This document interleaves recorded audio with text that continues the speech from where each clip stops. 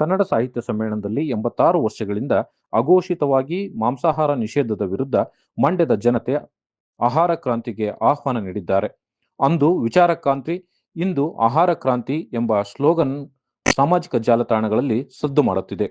ನಾಡಿನ ಪ್ರಜ್ಞಾವಂತರು, ಬುದ್ಧಿಜೀವಿಗಳು ಮತ್ತು ಸಾಹಿತಿಗಳು ಈ ಅಭಿಯಾನಕ್ಕೆ ಬೆಂಬಲ ಸೂಚಿಸುತ್ತಿದ್ದು, ಸಸ್ಯಾಹಾರದ ಜೊತೆಗೆ ಮಾಂಸಾಹಾರವೂ ಇರಬೇಕೆಂದು ಸಿಎಂ ಸಿದ್ದರಾಮಯ್ಯ ಮತ್ತು ಮಂಡ್ಯ ಜಿಲ್ಲಾ ಉಸ್ತುವಾರಿ ಸಚಿವರಾದ ಎನ್. ಚೆಲುವರಾಯಸ್ವಾಮಿ ಅವರನ್ನು ಒತ್ತಾಯಿಸುತ್ತಿದ್ದಾರೆ. ಸಮ್ಮೇಳನ ಹತ್ತಿರವಾಗುತ್ತಿದ್ದಂತೆ ಮಾಂಸಾಹಾರದ ನಿಷೇಧದ ವಿಚಾರ ಇನ್ನಷ್ಟು ಗಂಭೀರ ಸ್ವರೂಪ ಪಡೆದುಕೊಳ್ಳುತ್ತಿದೆ. ಸಸ್ಯಾಹಾರಿಗಳಿಗಷ್ಟೇ ಸಾಹಿತ್ಯ ಸಮ್ಮೇಳನ ನಡೆಸುವುದು ಎಷ್ಟು ಸರಿ ಎಂಬ ಮಾತುಗಳು ಎಲ್ಲೆಡೆ ಕೇಳಿಬರುತ್ತಿವೆ.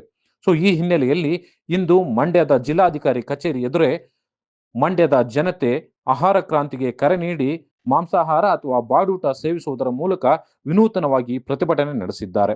ಈ ಪ್ರತಿಭಟನೆ ಮಂಡ್ಯ ಜಿಲ್ಲೆ ಮಾತ್ರವಲ್ಲ, ಇಡೀ ಕರ್ನಾಟಕದಲ್ಲಿ ಬಹಳಷ್ಟು ಸದ್ದು ಮಾಡುತ್ತಿದೆ. ಜೊತೆಗೆ ಈ ರೀತಿಯ ಹೊಸ ಚಿಂತನೆ ಅಗತ್ಯ ಎಂಬ ಮಾತುಗಳು ಎಲ್ಲೆಡೆ ಕೇಳಿ ಬರುತ್ತಿದೆ. Bureau report, Prajadhwani TV.